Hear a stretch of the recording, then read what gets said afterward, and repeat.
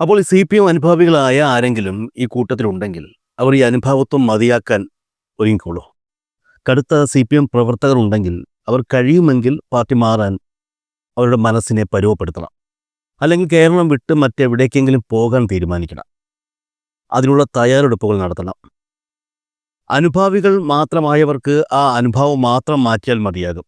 CPMനോട് തോന്നുന്ന അനുഭാവം BJPയോടോ കോൺഗ്രസിനോടോ മാറി തോന്നിപ്പിക്കണം. അങ്ങനെ ചെയ്താൽ അവർ ഓക്കെയാണ്. തദ്ദേശ സ്വയംഭരണ തെരഞ്ഞെടുപ്പ് കഴിഞ്ഞ് റിസൾട്ട് വരുന്നതിന് പിന്നാലെ ഈ പറഞ്ഞ രീതിയിലുള്ള കുറേ വാദങ്ങളാണ് സമൂഹ മാധ്യമങ്ങളിലും മറ്റും ഉയരുന്നത്. കോൺഗ്രസ് BJP സൈബർ പടയാളികളാണ് ഇത്തരത്തിലുള്ള വാദങ്ങൾ നിർമ്മിച്ച് സമൂഹ മാധ്യമങ്ങളിലൂടെ തന്നെ പുറത്തേക്ക് വിടുന്നത്. തദ്ദേശ സ്വയംഭരണ തെരഞ്ഞെടുപ്പിൽ വലിയ തിരിച്ചടിയേറ്റു എന്ന് പറയപ്പെടുന്ന CPMനെതിരെയാണ് ഈ ആരോപണങ്ങളെല്ലാം. ചരിത്രത്തിൽ CPMന് ഇത്രയും വലിയൊരു തോൽവി ഈ കേരളത്തിൽ സംഭവിച്ചിട്ടില്ല എന്നാണ് കോൺഗ്രസ് BJP സൈബർ പോരാളികളുടെ വാദങ്ങളിലൂടെ നമുക്ക് മനസ്സിലാക്കാൻ സാധിക്കുന്നത്. എന്നാൽ അതിനിടയിൽ 2010 ഇതിനേക്കാൾ വലിയ കുഴിയിലേക്ക് CPM വീണതാണെന്നും എന്നാൽ അങ്ങനെയല്ല, അന്ന് വീണ കുഴി ഇതിനേക്കാൾ ചെറുതാണെന്നും ഒക്കെ പല വാദങ്ങൾ സമൂഹ മാധ്യമങ്ങളിൽ തന്നെ പൊതുവെ ഉയരുന്നുണ്ട്. തിരുവനന്തപുരം കോർപ്പറേഷൻ ഉൾപ്പെടെ CPMന്റെ കയ്യിലിരുന്ന പ്രധാനപ്പെട്ട ഭരണസിരാ കേന്ദ്രങ്ങൾ BJPയും കോൺഗ്രസും പിടിച്ചെടുത്തു എന്നും ഭരണവിരുദ്ധ വികാരം കേരളത്തിൽ അങ്ങോളം ഇങ്ങോളം ആഞ്ഞടിക്കുകയാണെന്നും തെരഞ്ഞെടുപ്പ് ഫലപ്രഖ്യാപനത്തിന്റെ വാർത്തകൾക്കൊപ്പം മാധ്യമങ്ങൾ വിളിച്ചു പറയുമ്പോൾ സ്വാഭാവികമായും ആരായാലും അങ്ങനെ തന്നെ എന്ന് പറഞ്ഞ് മിണ്ടാതെ നിൽക്കും. ഈ കൂട്ടർ പറയുന്ന രണ്ട് കാര്യങ്ങളുണ്ട്. ഒന്ന്, CPMന്റെ വോട്ട് ബാങ്ക് തകർന്നു. മറ്റൊന്ന്, CPM എന്ന രാഷ്ട്രീയ പാർട്ടിക്ക് ഇനി ഒരു തിരിച്ചുവരവ് ഉണ്ടാകില്ല. ഈ രണ്ട് കാര്യങ്ങൾ മുൻനിർത്തിക്കൊണ്ടാണ് സമൂഹ മാധ്യമങ്ങളിലൂടെ ഇക്കൂട്ടർ CPMനെയും LDFനെയും പരിഹസിക്കുന്നത്. കാര്യമൊക്കെ ശരി, BJP തിരുവനന്തപുരം കോർപ്പറേഷൻ പിടിച്ചെടുത്തു. മറ്റു കോർപ്പറേഷനുകളിലും അവരുടെ സീറ്റുകൾ വർദ്ധിപ്പിച്ചു. UDF തദ്ദേശ സ്ഥാപനങ്ങളിൽ അവരുടെ സീറ്റുകൾ വർദ്ധിപ്പിക്കുക മാത്രമല്ല, പല തദ്ദേശ സ്ഥാപനങ്ങളുടെ ഭരണസാരഥ്യം LDFിൽ നിന്നും പിടിച്ചെടുക്കുകയും 4 കോർപ്പറേഷനുകളുടെ ഭരണം സ്വന്തമാക്കുകയും ചെയ്തു. നിരവധി മുനിസിപ്പാലിറ്റികളും ബ്ലോക്ക് ജില്ലാ പഞ്ചായത്തുകളും UDF നേടിയെടുത്തു. 2020 നടന്ന തദ്ദേശ സ്വയംഭരണ തെരഞ്ഞെടുപ്പിൽ മൃഗീയ ഭൂരിപക്ഷത്തോടെ തദ്ദേശ സ്ഥാപനങ്ങളിൽ അധികാരത്തിലേറിയ LDF നിലവിൽ ആ തദ്ദേശ സ്ഥാപനങ്ങളിൽ പകുതിയോളം നഷ്ടപ്പെട്ടു നിൽക്കുകയാണ്. ഇത്രയും കേൾക്കുമ്പോൾ തന്നെ നമുക്ക് മനസ്സിലാകും, സ്വാഭാവികമായും LDFനെ കളിയാക്കാനും പരിഹസിക്കാനുമുള്ള കാര്യങ്ങൾ തന്നെയാണ് ഇപ്പോൾ നമുക്ക് ചുറ്റാകെയുള്ളത് എന്ന്. പലരും തദ്ദേശ സ്വയംഭരണ തെരഞ്ഞെടുപ്പിലെ കണക്ക് വച്ച് വരുന്ന നിയമസഭാ തെരഞ്ഞെടുപ്പിൽ തിരുവനന്തപുരം ജില്ലയിലെ 4 മണ്ഡലങ്ങൾ, അതായത് വട്ടിയൂർക്കാവ്, നേമം, കഴക്കൂട്ടം, തിരുവനന്തപുരം സെൻട്രൽ എന്നീ 4 മണ്ഡലങ്ങൾ BJP പിടിക്കുമെന്നും പറയുന്നു. എന്നാൽ ഇക്കൂട്ടത്തിൽ എനിക്ക് പറയാനുള്ളത്, തദ്ദേശ സ്വയംഭരണ തെരഞ്ഞെടുപ്പിലെ ഈ കണക്കും വച്ചുകൊണ്ട് തിരുവനന്തപുരം ജില്ലയിലെ ഈ പറയുന്ന മണ്ഡലങ്ങൾ പിടിക്കാൻ ചെന്നാൽ BJPക്ക് ചെല്ലുന്നത് പോലെ തന്നെ തിരിച്ചു പോരേണ്ടി വരും എന്നാണ്.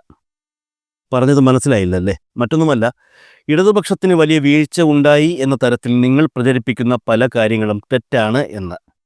നിങ്ങൾ വിജയത്തിനടുത്ത് എത്തി എന്ന് പറയപ്പെടുന്ന 2024 ലോക്സഭാ തെരഞ്ഞെടുപ്പുമായി ബന്ധപ്പെടുത്തി നോക്കുകയാണെങ്കിൽ ഈ തദ്ദേശ സ്വയംഭരണ തെരഞ്ഞെടുപ്പിൽ എൻ്റെ BJPക്കാരെ, എൻ്റെ പ്രിയപ്പെട്ട കോൺഗ്രസ്സുകാരെ, ഈ തെരഞ്ഞെടുപ്പിൽ വോട്ട് വർധന നിങ്ങൾ രണ്ടു കൂട്ടർക്കും ഉണ്ടായിട്ടില്ല. ഉണ്ടായിരുന്ന വോട്ട് കുറയുകയാണ് ചെയ്തിരിക്കുന്നത്. കണക്ക് ഞാൻ പറഞ്ഞു തരാം, അത് കേൾക്കാനുള്ള മനസ്സ് മാത്രം ഉണ്ടായാൽ മതി. തദ്ദേശ സ്വയംഭരണ തെരഞ്ഞെടുപ്പിൽ ഇടതുപക്ഷത്തിന് വലിയ തിരിച്ചടി ലഭിച്ചു എന്ന് നമുക്ക് തോന്നുന്നത് എന്തുകൊണ്ടാണ്? ഇടതുപക്ഷത്തിൻ്റെ കയ്യിലുണ്ടായിരുന്ന തിരുവനന്തപുരം കോർപ്പറേഷൻ BJP പിടിച്ചെടുത്തതോടെ. ഒരു കാര്യം മനസ്സിലാക്കണം, കോർപ്പറേഷൻ തനിച്ചു ഭരിക്കാനുള്ള ഭൂരിപക്ഷം BJPക്കില്ല.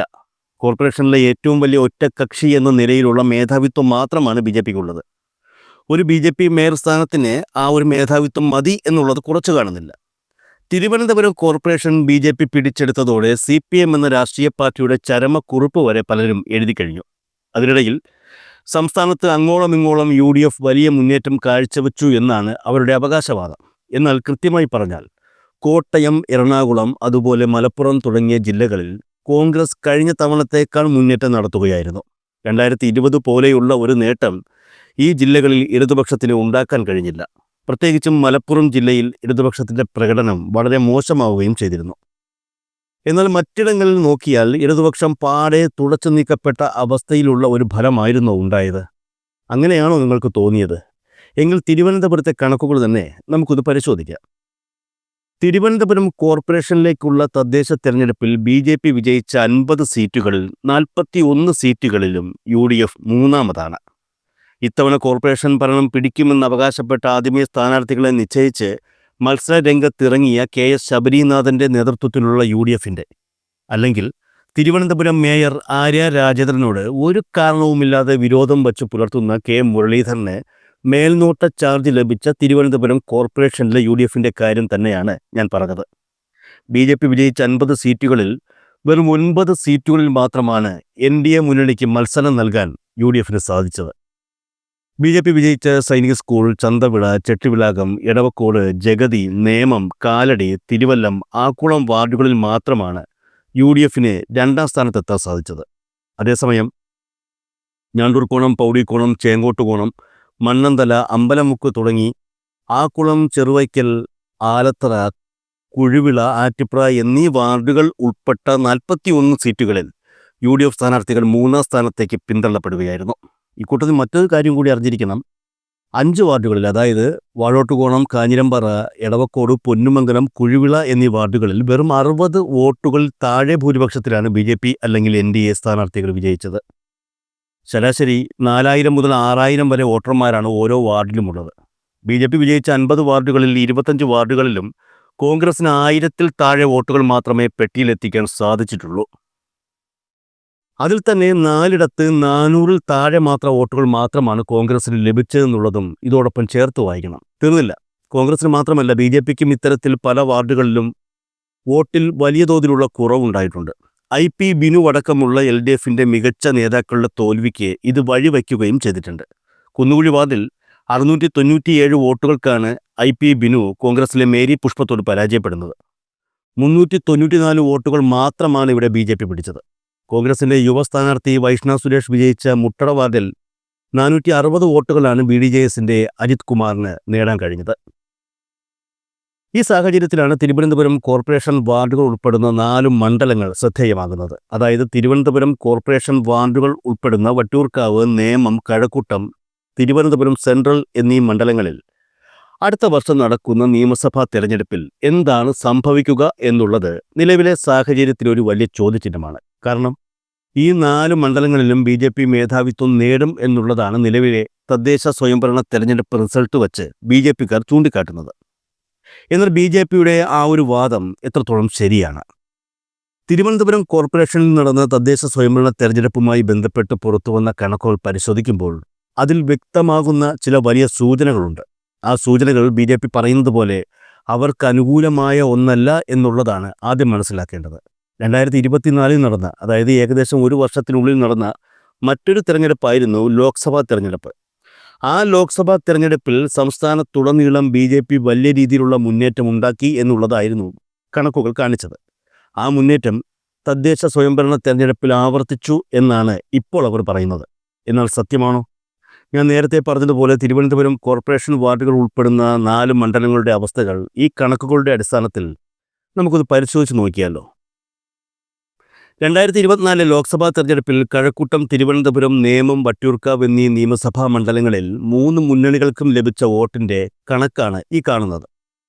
ഇതിൽ കോവളം നിയമസഭാ മണ്ഡലം കൂടി ഉൾപ്പെട്ടിട്ടുണ്ട്. എന്നാൽ തിരുവനന്തപുരം കോർപ്പറേഷനിലെ കുറച്ച് വാർഡുകൾ മാത്രമാണ് കോവളം നിയമസഭാ മണ്ഡലത്തിൽ ഉൾപ്പെട്ടിരിക്കുന്നത്.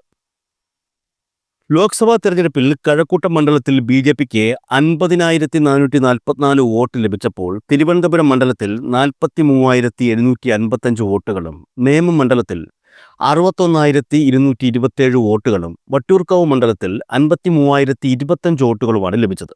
ഈ 4 നിയമസഭാ മണ്ഡലങ്ങളിലും കൂടി BJPക്ക് അന്ന് ലഭിച്ചത് 2,08,451 വോട്ടുകളാണ്. എന്നാൽ അതേസമയം LDFിന് കഴക്കൂട്ടം മണ്ഡലത്തിൽ 34,382 വോട്ടുകളും, തിരുവനന്തപുരം മണ്ഡലത്തിൽ 27,076 വോട്ടുകളും, നേമം മണ്ഡലത്തിൽ 33,322 വോട്ടുകളും, വട്ടിയൂർക്കാവ് മണ്ഡലത്തിൽ 28,336 വോട്ടുകളും ലഭിച്ചു. 4 മണ്ഡലങ്ങളിലും കൂടി ആകെ ലഭിച്ച വോട്ടുകൾ 1,23,116 ഇനി ഇത്തവണത്തെ തദ്ദേശ സ്വയംഭരണ തെരഞ്ഞെടുപ്പിൽ ഈ 4 മണ്ഡലങ്ങളിലും ലഭിച്ച വോട്ടുകൾ നമുക്ക് പരിശോധിക്കാം. കഴക്കൂട്ടം മണ്ഡലത്തിൽ ഉൾപ്പെടുന്ന കോർപ്പറേഷൻ വാർഡുകളിൽ BJPക്ക് ആകെ ലഭിച്ചത് 40,072 വോട്ടുകളാണ്. തിരുവനന്തപുരം മണ്ഡലത്തിൽ 34,450 വോട്ടുകളും, നേമം മണ്ഡലത്തിൽ 49,288 വോട്ടുകളും, വട്ടിയൂർക്കാവ് മണ്ഡലത്തിൽ 38,228 വോട്ടുകളും ബി ജെ പിക്ക് ലഭിച്ചു. ഈ 4 നിയമസഭാ മണ്ഡലങ്ങളിലും കൂടി ഇത്തവണ ബി ജെ പിക്ക് ലഭിച്ചത് 1,62,038 വോട്ടുകളാണ്. അതായത് ഏതാനും മാസങ്ങൾക്ക് മുൻപ് നടന്ന ലോക്സഭാ തെരഞ്ഞെടുപ്പിൽ ബി ജെ പിക്ക് ലഭിച്ചത് 2,08,451 വോട്ടുകളാണെങ്കിൽ അത് തദ്ദേശ സ്വയംഭരണ തെരഞ്ഞെടുപ്പ് എത്തിയപ്പോൾ 1,62,038 വോട്ടുകളായി കുറഞ്ഞു. കൃത്യമായി പറഞ്ഞാൽ 46,413 വോട്ടുകളുടെ കുറവ്. അതേസമയം ഇടതുപക്ഷത്തിന് ഇത്തവണത്തെ തദ്ദേശ തെരഞ്ഞെടുപ്പിൽ ഈ 4 മണ്ഡലങ്ങളിലും ലഭിച്ച വോട്ടുകൾ പരിശോധിക്കുമ്പോൾ കഴക്കൂട്ടം മണ്ഡലത്തിൽ 41,981 വോട്ടുകളും, തിരുവനന്തപുരം മണ്ഡലത്തിൽ 40,666 വോട്ടുകളും, നേമം മണ്ഡലത്തിൽ 42,309 വോട്ടുകളും, വട്ടിയൂർക്കാവ് മണ്ഡലത്തിൽ 35,753 വോട്ടുകളുമാണ് ലഭിച്ചതെന്ന് കാണാം. 4 നിയമസഭാ മണ്ഡലങ്ങളിലും കൂടി ആകെ ലഭിച്ചത് 1,59,709 വോട്ടുകളാണെന്ന് മനസ്സിലാക്കാം. 2024 നടന്ന ലോക്സഭാ തെരഞ്ഞെടുപ്പിൽ LDFന് ഈ 4 മണ്ഡലങ്ങളിലും കൂടി ആകെ ലഭിച്ചത് 1,23,116 ആയിരുന്നെങ്കിൽ ഇത്തവണ അത് 1,59,709 വർദ്ധിക്കുകയാണ് ചെയ്തിരിക്കുന്നത്. 36,593 വോട്ടുകളുടെ വർധനവ്. തദ്ദേശ തെരഞ്ഞെടുപ്പ് ഫലം പുറത്തു വന്നതിന് പിന്നാലെ സമൂഹ മാധ്യമങ്ങളിലും മറ്റും ഉയർന്ന പ്രധാന ചോദ്യം, വരുന്ന നിയമസഭാ തെരഞ്ഞെടുപ്പിൽ തിരുവനന്തപുരം കോർപ്പറേഷൻ വാർഡുകൾ ഉൾപ്പെടുന്ന 4 മണ്ഡലങ്ങൾ, അതായത് വട്ടിയൂർക്കാവ്, നേമം, കഴക്കൂട്ടം, തിരുവനന്തപുരം സെൻട്രൽ എന്നീ 4 മണ്ഡലങ്ങൾ ഇടതുപക്ഷത്തിന് നഷ്ടപ്പെടുമോ എന്നുള്ളതാണ്. സ്വാഭാവികമായും തദ്ദേശ സ്വയംഭരണ തെരഞ്ഞെടുപ്പിൽ തിരുവനന്തപുരം കോർപ്പറേഷനും ബി ജെ പി പിടിച്ചെടുത്തതോടെ ആ ഒരു ചോദ്യത്തിന് പ്രസക്തിയേറുകയും ചെയ്തു. എന്നാൽ യഥാർത്ഥ കണക്കുകൾ പുറത്തു വരുമ്പോൾ അത്ര വലിയ മോഹങ്ങളൊന്നും ബി ജെ പി മനസ്സിൽ കൊണ്ട് നടക്കേണ്ട എന്ന് തന്നെയാണ് വ്യക്തമാകുന്നത്. കഴിഞ്ഞ നിയമസഭാ തെരഞ്ഞെടുപ്പിൽ നമ്മൾ കണ്ടതുപോലെ കോൺഗ്രസ് അവരുടെ ശക്തരായ സ്ഥാനാർത്ഥികളെ തന്നെ ഈ പറയുന്ന മണ്ഡലങ്ങളിൽ മത്സരിപ്പിച്ചാൽ ബി ജെ പിയുടെ ഈ പറയുന്ന പേപ്പറിലെ കണക്കുകളൊക്കെ അവിടെ തന്നെ ഇരിക്കുകയുള്ളൂ എന്ന കാര്യം തീർച്ചയാണ്. ലോക്സഭാ തെരഞ്ഞെടുപ്പ് ഫലം വന്നപ്പോൾ ഇനി ഒരു തിരിച്ചുവരവ് ഉണ്ടാകില്ല എന്ന് ബി ജെ പിയും കോൺഗ്രസും ഒരുപോലെ പറഞ്ഞ പാർട്ടിയാണ് CPM. തദ്ദേശ സ്വയംഭരണ തെരഞ്ഞെടുപ്പ് ഫലം വന്നപ്പോൾ 10 വർഷം ഭരിച്ച ഒരു മുന്നണിയോട് ജനങ്ങൾക്ക് സ്വാഭാവികമായും ഉണ്ടാകുന്ന ഒരു ഭരണവിരുദ്ധ വികാരത്തിനപ്പുറത്തേക്ക് വലിയൊരു മാനസിക അകൽച്ച ഉണ്ടായിട്ടില്ല എന്ന് തന്നെ കരുതേണ്ടി വരും. എന്തായാലും 6 മാസത്തിനുള്ളിൽ നിയമസഭാ തെരഞ്ഞെടുപ്പ് നടക്കുമെന്നാണ് വിശ്വാസം. അതിനർത്ഥം CPM നയിക്കുന്ന ഇടതുപക്ഷത്തിന് മുന്നിൽ ഇനിയും 6 മാസം കൂടി ബാക്കിയുണ്ട് എന്ന് തന്നെയാണ്.